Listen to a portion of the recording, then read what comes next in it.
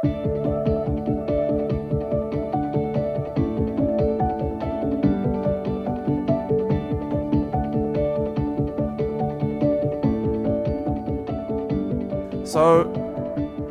this is workshop 2. We're going to start off, we're going to share with you a bit of what the agenda is and give you a bit of a sense of it, but this is really the day which is going to kickstart everything that's going to be happening.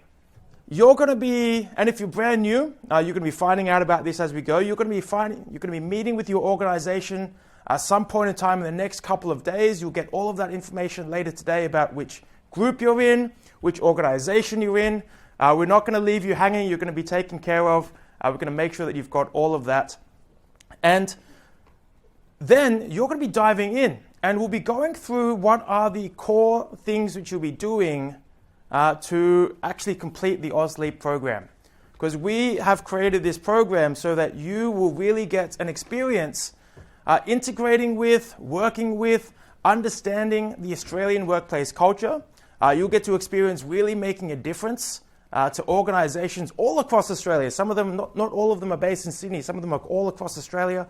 And you'll discover and develop skills that are going to really make a difference for your career. We've got a seat over there, we've got a seat over here, we've got a seat over here, one over here. Come on in, everyone. And for the people online who are just coming in now, come on in, welcome online as well. So you're going to be really discovering what it's going to take. So we've got a couple of hands-on workshops this morning, and we've got a super hands-on storytelling with video workshop this afternoon, which I'll be taking you through.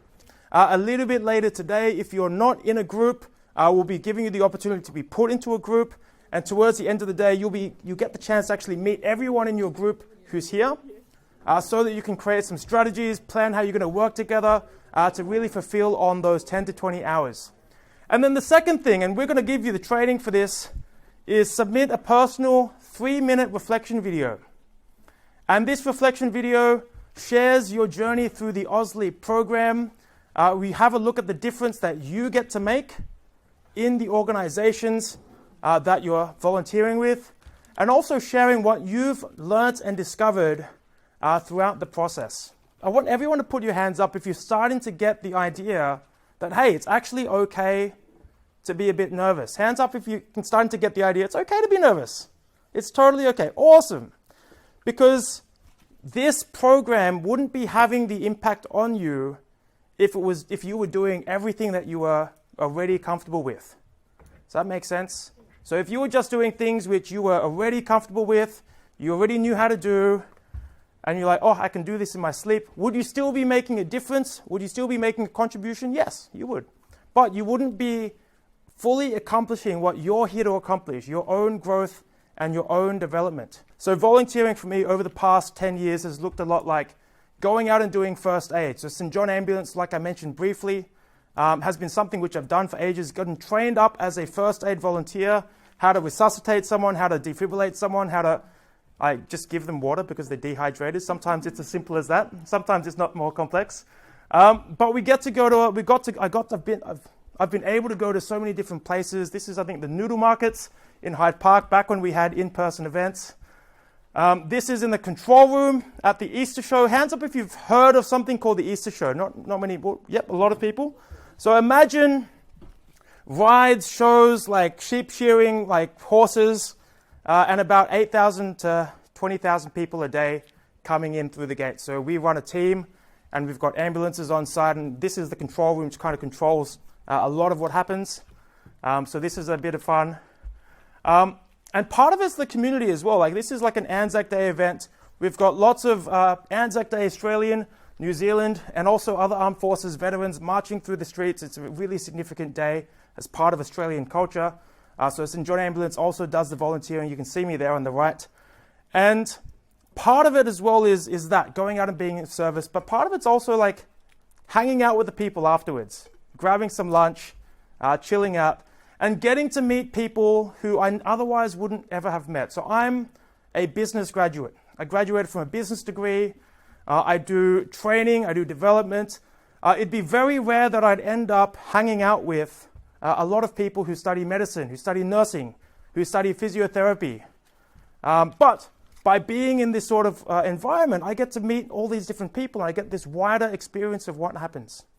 I even got a job from this at the International Convention Centre, Sydney, doing first aid at the ICC. And while I was doing that, I would hang out with all of the chefs, because the chefs will give you food. If they ask you, if a chef ever asks you, hey, have you eaten yet?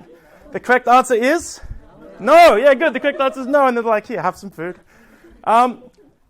So I got to have a real good sense into, okay, hospitality operations, like food and beverage operations, all this sort of stuff, such that I've got this wide variety of knowledge, which I never would have imagined. Right? And this is why this program is great, because we want this for you. We want this experience for you. Volunteering also looks like, this guy's a doctor at the Sydney Randwick Children's Hospital, a good mate through St John Ambulance, and you make these friends along the way that you never expect. And he does night duty and night shift, but we'll catch up every couple of weeks or months and just kind of like hang out, because if you're in some of these roles, like we had an ophthalmologist here, and we had someone who did nursing back home. Who was the person who did nursing back home? Or was it you? Yep. Yeah, so you can get that sometimes the hours are quite weird. So this is a way to network and just make friends with people. That when you're doing your volunteering hours, that's what's making the difference, okay? So why do I share all of this? It's because now that I've shared that with you, hands up if you've got a better sense of who I am. Hands up if you've got a better sense of who I am. A little bit, right? Now, none of that would have been there if I didn't share it. And hands up if, as you were introducing yourself to people this morning, getting to know people, sharing your challenges, you got a sense of who they are when they shared that with you. Hands up if you experienced that. Okay, great. Now, part of why we have this video assignment is so that you can actually practice sharing and expressing what you're out to accomplish for the world. Okay? So we're going to dive into it, right? And we're going to do some prep that's going to have you prepare your first videos, and it's going to be a lot of fun. So the first thing which I'm going to get you to do is literally record your first video.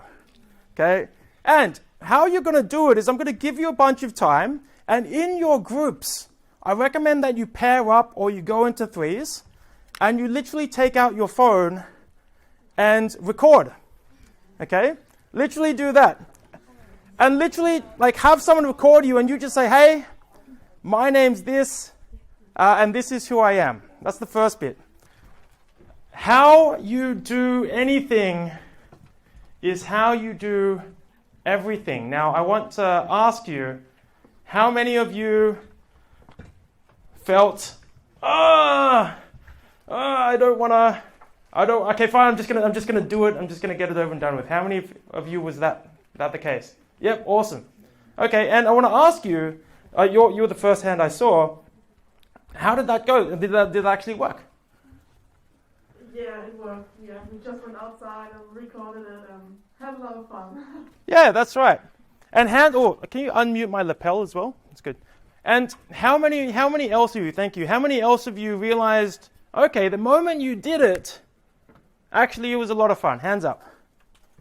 Hands up, nice and high. Okay, I know it wasn't all of you, but like a lot of you did. Okay, great, thank you. So you can kind of get that as long as you can speak straight from here and just kind of go, okay, this is me. It's going to work. Now, it does take practice. Now, I want you to notice that we just did some really quick action taking. Notice that I didn't tell you anything fancy. I didn't say this is how to script it, this is how to stand, this is how to use your voice, pause, all that sort of stuff. Now, like, one thing I didn't tell you is I'm a public speaking coach, so I could tell you all of those things, but I didn't. When you take that action, it's like, it just gets easier and easier. And that's part of this whole process. I didn't need to tell you any of the details. I didn't need to tell you how to do it perfectly, how to do it right.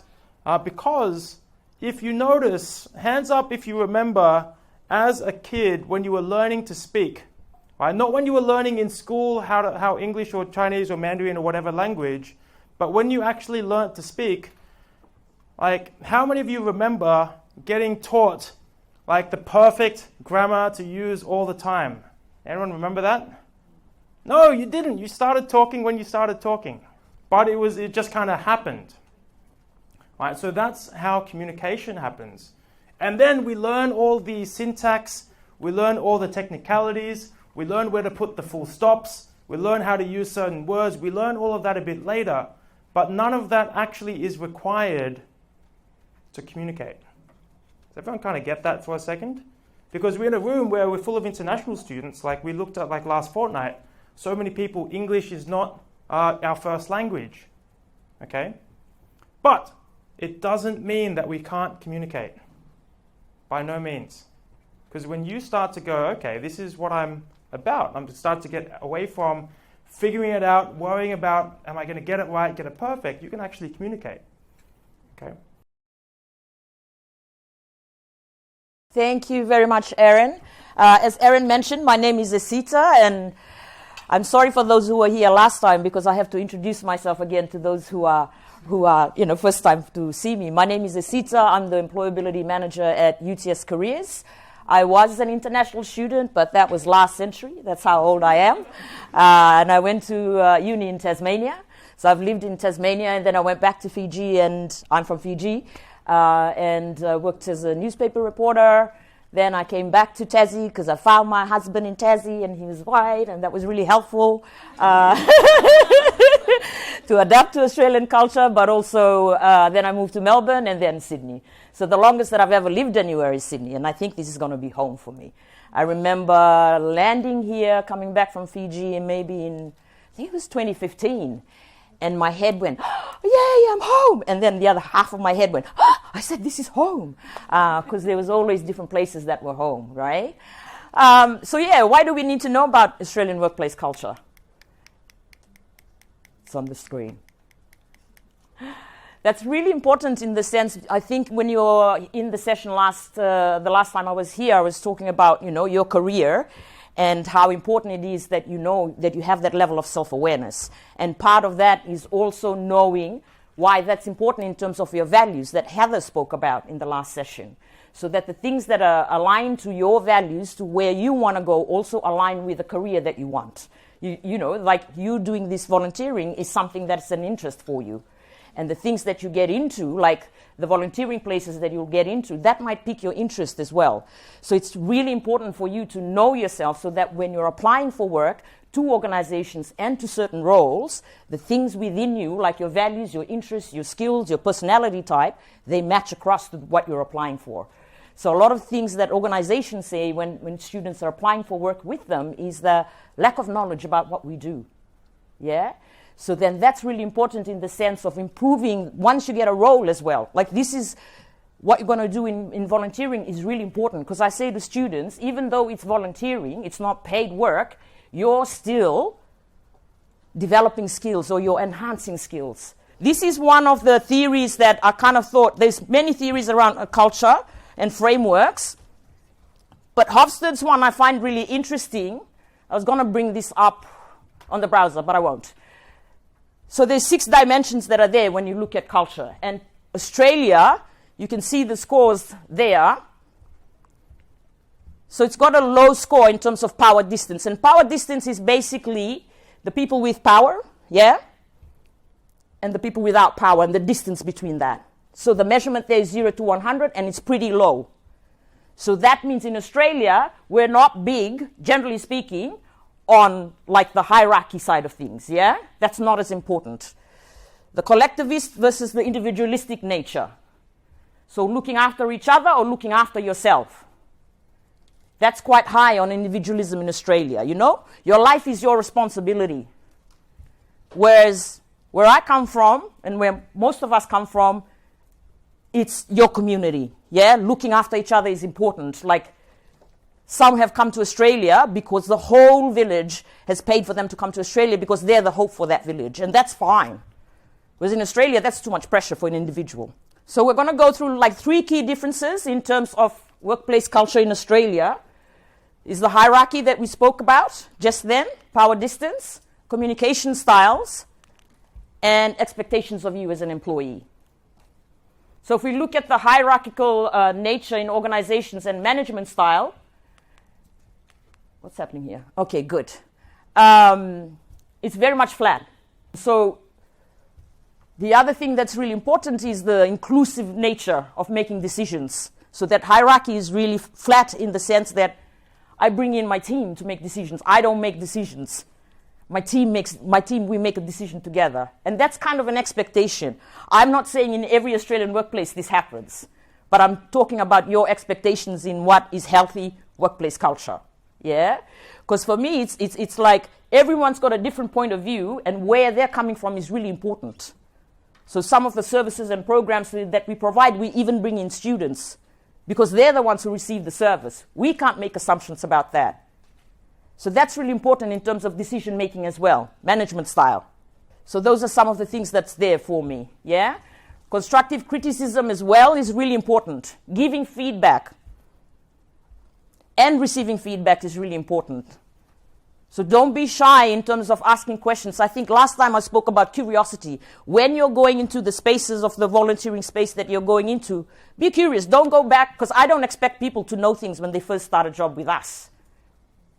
You'll know some things, but not everything. So you always ask questions. Be curious about the work that you're doing, about the people that you'll be working with. That's part of that relationship building we spoke about last time. That thing about what I'm calling the phrase that's there is saving face. Yeah? Very much accountable in Australia. When something is wrong, you've made a mistake, own up to it and go, I've made this mistake. Sorry about that. Do apologize. I'm going to fix it. Next time, I'll make sure that blah, blah, this is what I've learned from that mistake. Yeah? Because in some cultures, it's like if you own up to a mistake, that's a weakness and you shouldn't say anything. But accountability is really important in most Australian workplaces. And then that last one is really respect is given. I mean, not according to title, but respect is earned in terms of how you behave with people. Because for me, leadership, authority comes with how you behave, how you include people, how you respect people, not because somebody has a title. Now, communication styles. What are some of the words you've heard in Australia? It's like, what? Good day. G'day, right? What else? Mate. That's right. Anybody else? Like you heard it and it was like, what did you say?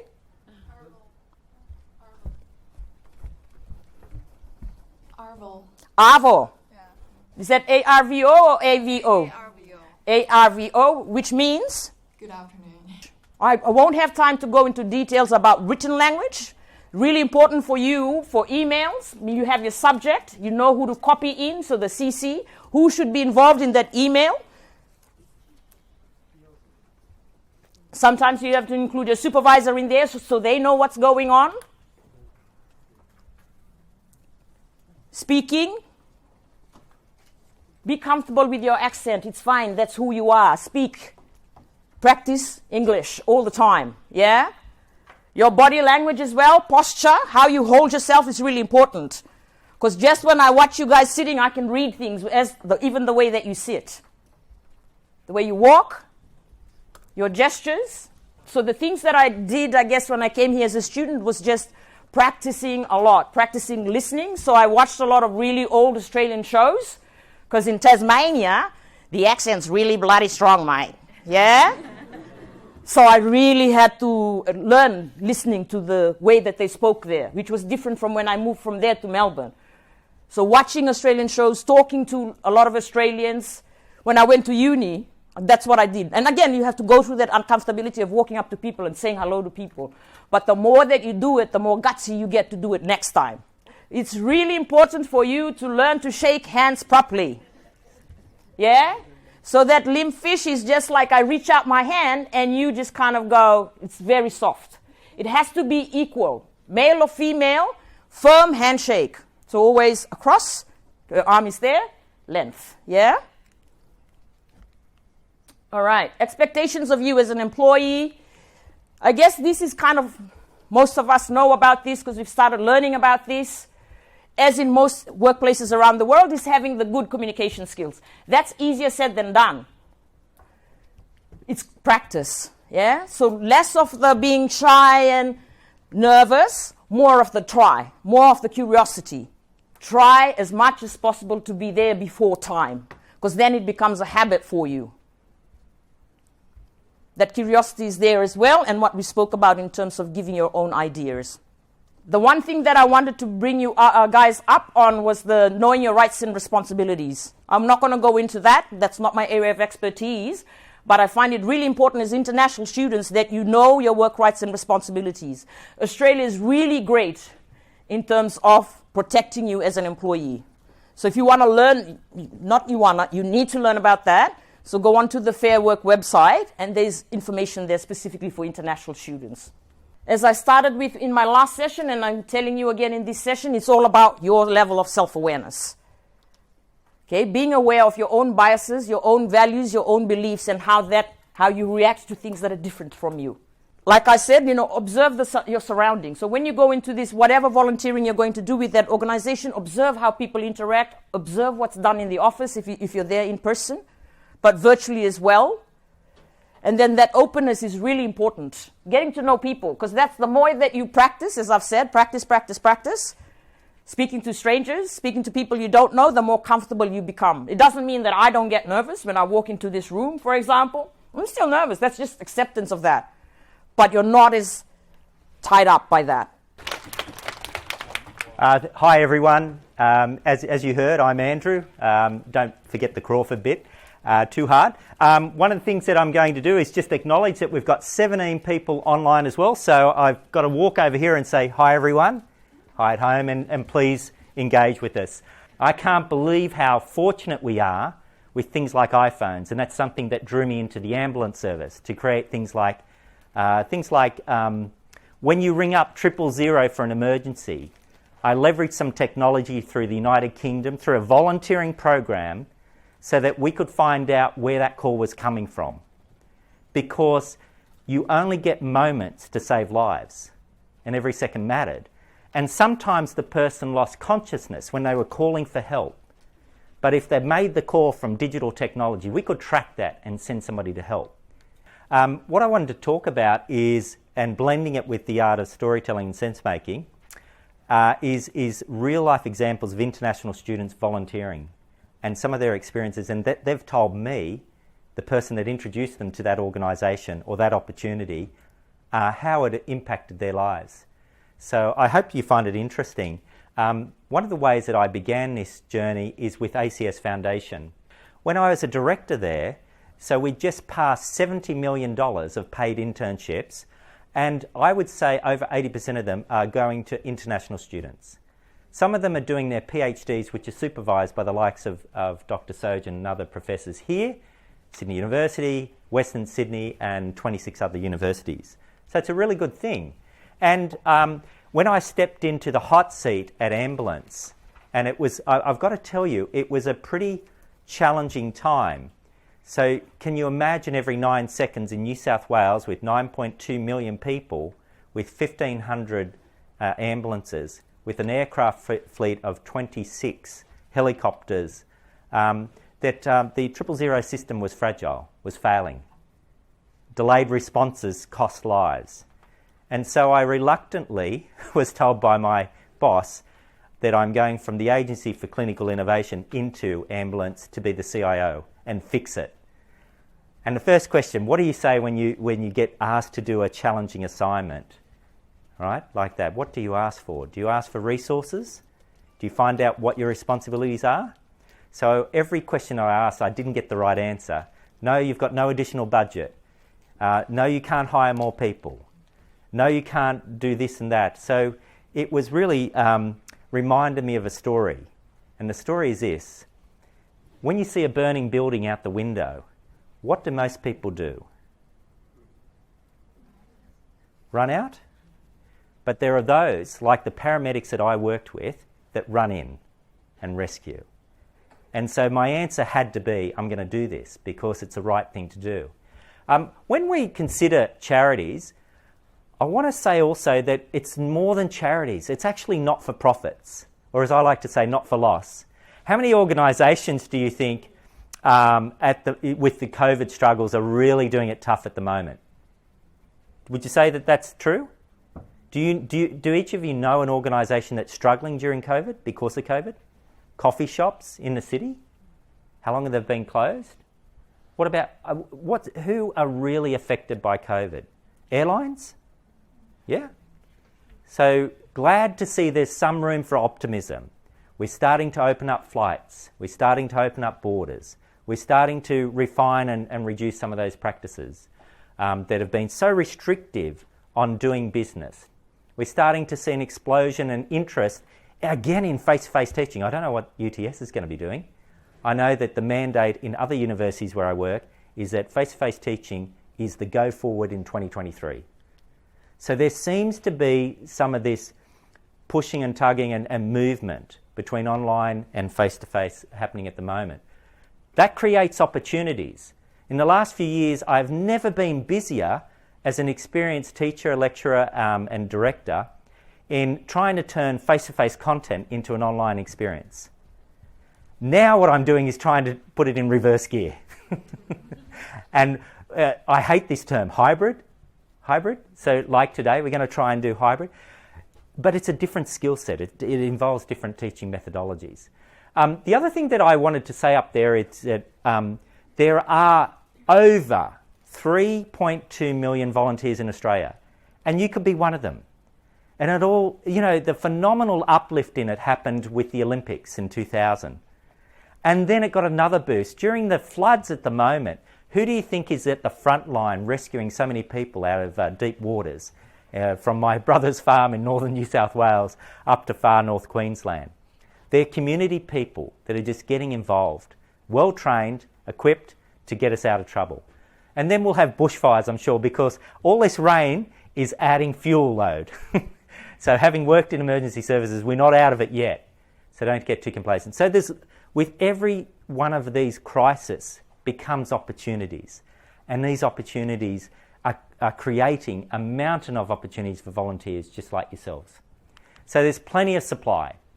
Not-for-profit definition, I'm sure all of you can Google that as well. So I won't spend any time on that. But what I would like you guys to think about for a moment is that you might want to think about who you volunteer with very carefully. All right? So this program is about giving you a taste, right? What is it, Sojan, about 20 hours or thereabouts? Spot on from that. I also like to think about capability and capacity. So when you're looking for volunteering opportunities, you might want to say to the organisation, I know you need someone with my skills. And so you can do some of this online through supporting logistics, supply chains, organising relief, organising contacts. So there are a lot of older people that are stranded and without communication.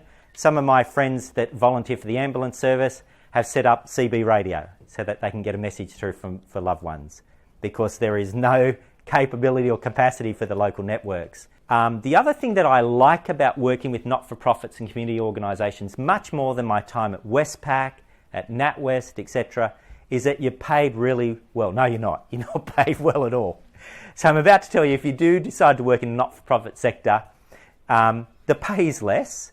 But what got me is this mission statement, is the values of these organisations. They've really got a pull for me.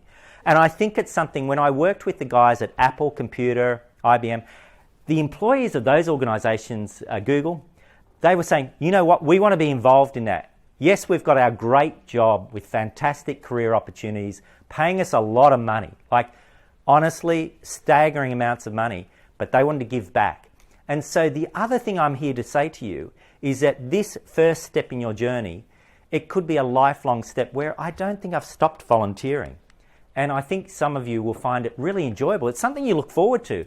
In summary, I'd say to you all that volunteering will lead to confidence, will lead to new skills. You can share what you know and learn from others. Influencing skills. And most importantly, in all of the cases that I've seen, it's given a very strong pathway into a paid position. So, I wanna kind of come back to everything that we've accomplished today. So going through from the start, we started exploring the Australian workplace. We really stepped out of our comfort zones, networking, reaching out to each other, starting to have those conversations about what are those challenges that we've been experiencing? Like, what am I excited about? You discovered that it was a lot easier potentially to go out and connect with people. Then we started exploring the Australian workplace. We started looking at a bunch of different avenues to volunteer in person in all these different organizations. Andrew Crawford and Brenda came along, talked about ACS, they talked about PwC, they talked about all of those different organizations and all of those opportunities that show up when you show up. Okay. And then we started exploring what it's going to take. And really all it's going to take is actually taking action to start work on those videos, to start recording, start putting yourself out there and start trying things out. And if we have a look at it, that's really been the theme of today.